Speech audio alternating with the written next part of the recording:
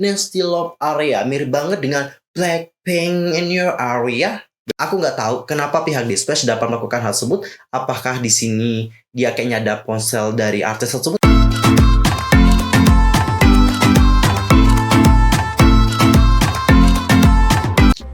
Annyeonghaseyo Chengedul, Yusril Kim Emnida, welcome back to my channel. Nah, gimana kabar kalian hari ini? So fine, so good, nothing problem, bukan ya? Dan buat kalian yang punya masalah, pokoknya tetap semangat ya guys, don't give up. Dan buat yang lagi puasa, pokoknya tetap semangat juga ya, sampai berbuka puasa. Oke, untuk hari ini kita akan membahas mengenai update berita dari dunia per K-popan. But wait, tahan dulu sebelum itu, pastikan dulu untuk bantu perkembangan channel aku supaya menjadi channel K-pop terbesar dengan cara subscribe, terus bunyi loncengnya, serta jangan lupa juga buat like and comment, serta share juga kepada teman-teman K-popers yang lain. Tanpa basa-basi lagi, langsung aja yuk kita bahas bersama-sama. Nah oke, untuk pertama kita akan mulai dulu membahas mengenai seorang influencer asal Italia yang sangat famous banget. Followersnya aja hampir 2 jutaan. Namanya adalah Chiari Nasty. Nah jadi Chiari Nasty itu baru-baru ini kayak mendapatkan kecaman gitu dari netizen, terutama dari para Blink. Kenapa? Karena dia ini dianggap telah melakukan plagiarisme terhadap musik video Blackpink yang Hit You With That Do. Guys, buat kalian yang belum kenal siapa itu Chiari, jadi Chiari sendiri ini adalah seorang influencer dan usianya baru 23 tahun, asalnya adalah dari Napoli, Italia. Dia juga merupakan penulis untuk Chiari Nasty, Diary of a Fashion Blogger. Dan Nasty untuk sekarang sih lagi sibuk mempromosikan merek untuk Yves Saint Laurent dan juga Puma kepada 1,9 juta pengikutnya di Instagram nih guys. Dan setelah dia mendirikan merek untuk pakaian pantai namanya adalah Plium Ethery bersama dengan sang adik yaitu Angela Nasty. Si Nasty ini kembali lagi ngebawa sebuah project namanya adalah Nasty Love Area. Jadi guys, sebelum peluncuran untuk merek baru tersebut, si Nasty ini mendapatkan banyak sekali kritikan dari orang lain karena dianggap dia ini telah memplagiat musik video dari Blackpink yang Hit You With That Do. Seperti apa sih kemiripannya? Oke, langsung aja kalian perhatikan beberapa scene yang berikut ini. Jadi di beberapa scene kalian pasti melihat bahwa Jennie ini kayak memakai baju serba putih gitu, habis itu dengan topi yang kayak lebar gitu ya guys. Dan dia di sini kayak membawa barang belanjaan. Nah untuk Nasty sendiri itu juga sama. Kalian dapat perhatikan bagian berikut ini. Dalam behind the scene untuk Nasty Love Area, dia juga terlihat mengenakan topi lebar, pakaian serba putih dan juga tas yang besar. Selain itu, dia di sini juga menggunakan yang namanya set catur. Seperti yang kalian tahu bahwa dalam musik video Blackpink yang Do itu juga ada set catur, terutama di bagian Jennie. Bener nggak guys? Udah lihat dong ya bagian itu. Dan selain itu, dia ini juga menjiplak beberapa adegan dari musik video Do, terutama dalam scene bagian Lisa. Untuk yang belum percaya, langsung aja kalian perhatikan yang berikut ini ya.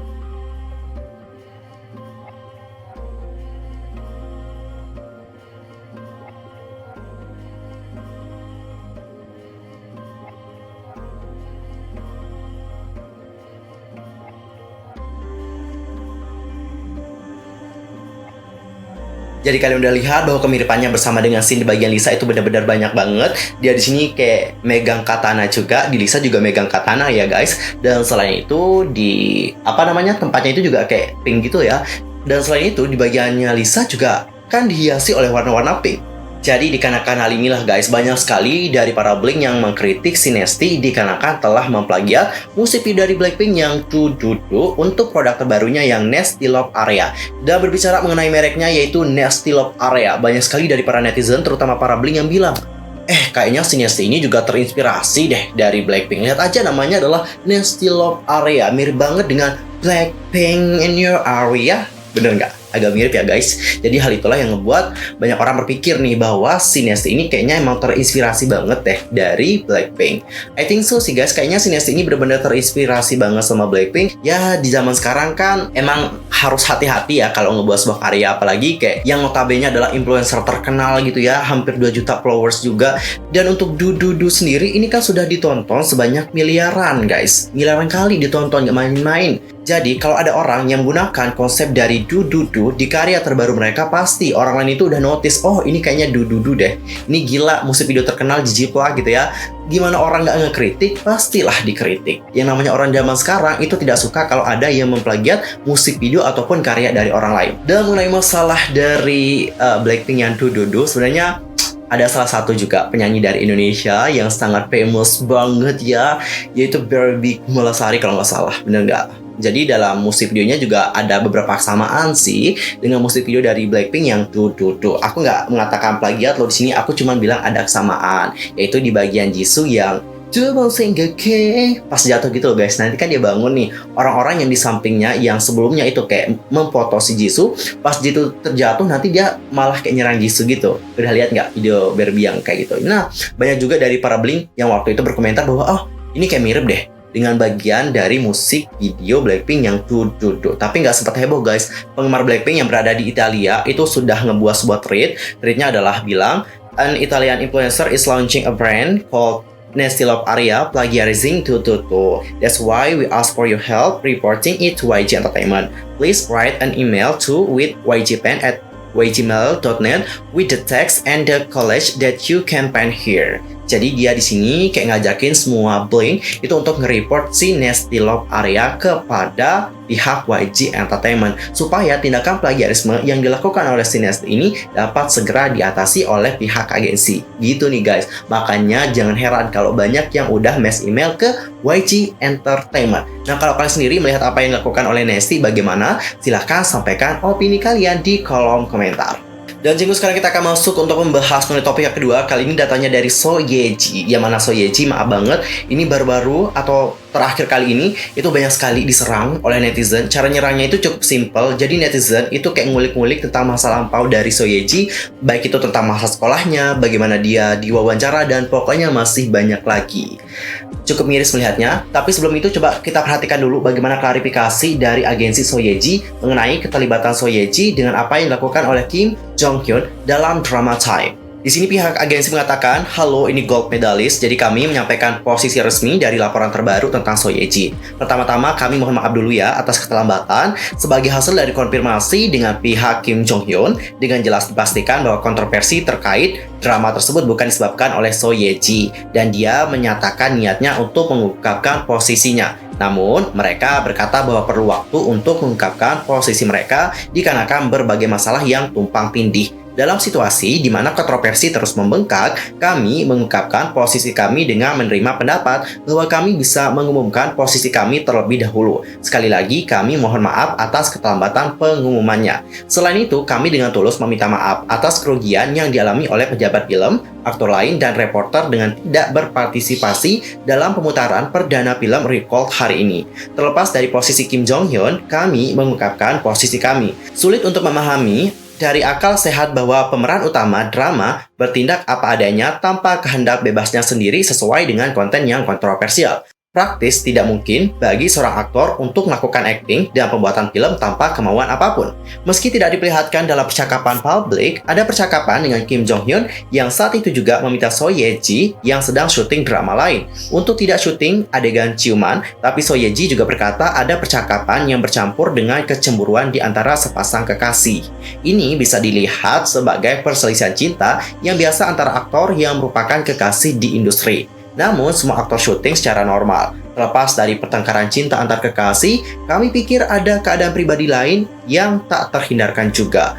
Selain itu, karena bagian yang dilaporkan adalah percakapan yang dipublikasikan antar individu yang tidak boleh diungkapkan, kami pikir itu telah menyebabkan kesalahpahaman yang besar karena ini tidak dianggap sebagai percakapan yang sangat pribadi antara kekasih. Akibatnya, kami sangat menyesal telah menyebabkan banyak orang prihatin dengan perasaan pribadi yang tidak dewasa, bahkan dalam urusan cinta. Selain itu, ada banyak pertanyaan terkait latar belakang akademis So Ye-ji. Jadi kami mengambil alih posisi ini untuk menjawab faktanya. So Ye-ji menerima surat penerimaan dari Complutense University of Madrid dan bersiap untuk masuk. Tetapi karena aktivitasnya di Korea, dia tidak dapat hadir secara normal. Selain itu, kami juga ingin menunjukkan bahwa kecurigaan tambahan terkait kekerasan di sekolah adalah tidak benar. Sekali lagi, kami mohon maaf dikarenakan telah menimbulkan kekhawatiran ini.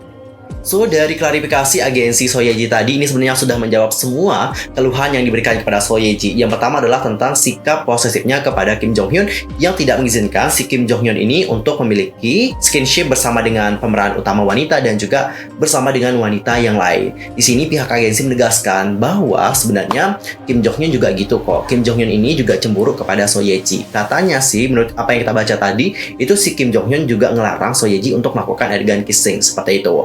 Dan sebenarnya juga cukup salah sih pihak Dispatch mengungkapkan bagaimana pesan antara Soyeji dan juga Kim Jong Hyun. Karena apa? Ini tuh emang bersikap privacy banget guys. Bayangin kalau percakapan kalian bersama dengan pacar kalian, terlepas kalian ini adalah public figure atau apa, tapi di saat obrolan kalian bersama dengan sang pacar itu dipublish, itu kayak bener-bener annoying banget gak sih? Yaps, annoying banget. Jadi kayak kita itu nggak punya ruang privacy gitu sampai pesan itu dapat terungkap. Aku nggak tahu kenapa pihak Dispatch dapat melakukan hal tersebut. Apakah di sini dia kayak nyadap ponsel dari artis tersebut atau bagaimana? I don't know. Kenapa dia bisa mendapatkan informasi mengenai percakapan antara Soyeji bersama dengan sang pacar? Dan selain itu, kan ada lagi tuduhan nih kepada Soyeji. Katanya dia ini kayak berbohong gitu loh, sekolah di Madrid. Enggak kok guys, cuman kayak nggak masuk aja dikarenakan sibuk syuting katanya. Karena waktu itu Soyeji bilang nih bahwa dia itu emang kayak keterima gitu di Madrid. Dan waktu di Knowing Bros, dia ini kayak gugup gitu ya. Makanya dia kayak bilang, oh ya aku bersekolah di Madrid atau Spanyol. Tapi sebenarnya dia itu kayak cuman gugup doang waktu itu, jadi salah ngomong gitu. Makanya di setiap wawancara yang baru, dia ini kayak selalu pengen meluruskan apa yang dikatakan oleh netizen gitu. Bahwa dia ini kayak cuma diterima doang di sana, nggak sepenuhnya sekolah gitu. Dan kemarin banyak juga dari para media, yang mana media ini juga langsung menanyakan kepada pihak sekolah dan juga pihak kedutaan yang berada di Spanyol. Tapi di sini pihak dari sekolah itu tidak bisa memberikan informasi tersebut karena informasi itu emang bersifat privacy banget gitu guys. Dan ada juga lagi tuduhan kepada Soyeji. Jadi baru-baru ini netizen itu kayak bilang bahwa Yeji ini kayak melakukan operasi plastik. Dia itu bahkan sampai bersumpah loh guys, serius. Jadi seraya mengungkapkan foto masa lampau dari Soyeji, ada seorang netizen di situs Deku mengaku bahwa dia ini adalah teman sekolah dan juga menuliskan, aku benar-benar teman sekolah dari Soyeji. Aku bersumpah atas nama usernameku.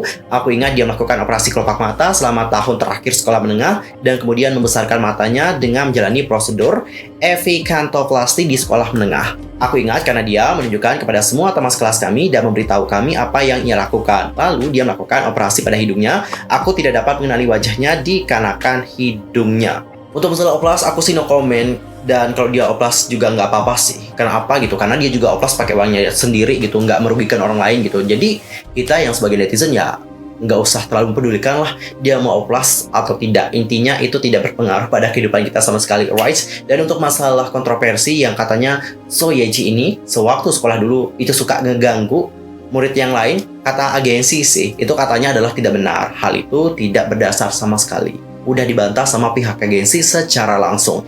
Jadi menurut aku, untuk sekarang kita perlu ini sih, ngelihat bagaimana perkembangannya.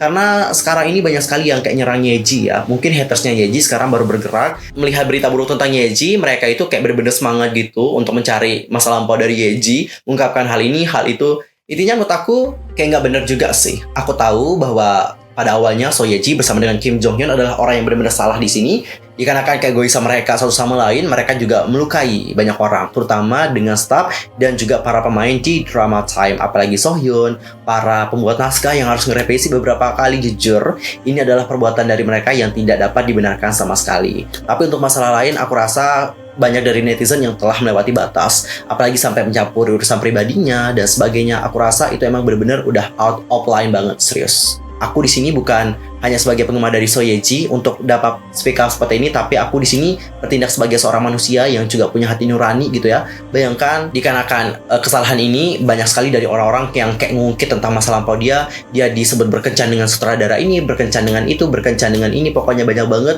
Habis itu banyak sekali dari orang-orang yang kayak ngubek-ngubek apa kesalahan yang ia katakan di saat dia diinterview atau sebagainya. Cukup disayangkan tentang hal tersebut. Kalau kalian sendiri sebagai netizen bagaimana? Langsung saja komen di kolom komentar.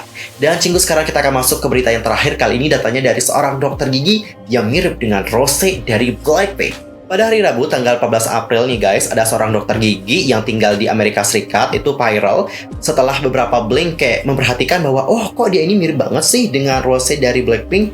Dan laporan mengungkapkan bahwa nama dokter gigi tersebut adalah Sarang Choi. Dan dia ini juga udah membuat akun TikTok, dapat kalian perhatikan, ini adalah akunnya guys. Udah diikutin hampir 1 juta gitu, 614 ribuan followers, banyak banget. IG-nya adalah Sarang GMD. Jadi buat kalian yang kepo tentang sosok dari Sarang, bisa langsung searching sosial medianya yang itu ya guys. Dan kalau kalian lihat video-videonya yang di TikTok, itu udah banyak sekali dari netizen yang berkomentar, oh ini Rose kedua sama Pix, ini Rose, ini mirip banget sama Rose, gila, ini beneran Rose Blackpink ya. Dan buat kalian yang penasaran seperti apa sosok dari Sarang Choi ini, langsung aja kita perhatikan bagaimana TikTok dari Sarang Choi yang mirip dengan Rose Blackpink. Langsung aja kalian lihat video yang berikut ini ya guys.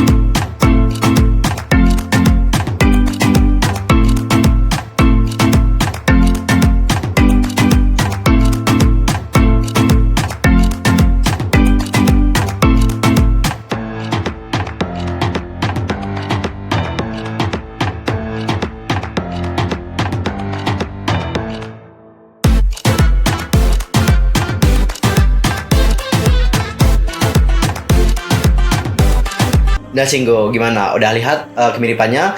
Kalau aku sih jujur, emang sih mereka ini kayak kelihatan mirip, tapi nggak 100% yang kayak similar atau mirip banget nggak. I don't think so, mereka kayak mirip banget nggak. Di sini miripnya sih kayak cuma 70-80%. I think so sih guys. Dan kalau untuk masalah mengenai mirip sama member Blackpink, aku cuma punya satu orang, someone dari Indonesia yang emang bener-bener kayak mirip banget. Kemiripannya itu menurut aku udah kayak 80-90%. Udah pada tahu dong ya, yang Jennie Indonesia itu. Aku lupa namanya, intinya dia itu paling mirip banget. Yang mirip-mirip sama member-member Blackpink ini auto famous, serius, auto banyak followers atau banyak yang endorse. Intinya bener-bener kayak buat kita sebagai netizen pasti kayak iri gitu ya. Jujur, dari kalian pasti banyak yang iri ya, dan kalian juga pasti pengen, duh kapan aku ya ada idol yang mirip aku juga debut. Pasti kalian mikir kayak gitu. I'm really sure you think about it. Oke, Cinggu, sekian aja untuk hari ini. Aku mohon maaf kalau ada salah baik dalam ucapan, sikap, tindakan, dan sebagainya. I'm so sorry banget. Intinya buat kalian yang lagi puasa harus tetap semangat sampai berbuka puasa ya guys. Dan kalau aku punya salah-salah nih, tolong koreksi aku ya dengan cara komen di bawah. See you next time di video berikutnya. Sekali lagi terima kasih udah nonton video aku hari ini. Annyeong. Gak usah hamnidah. Goodbye. Ramadan, Ramadan.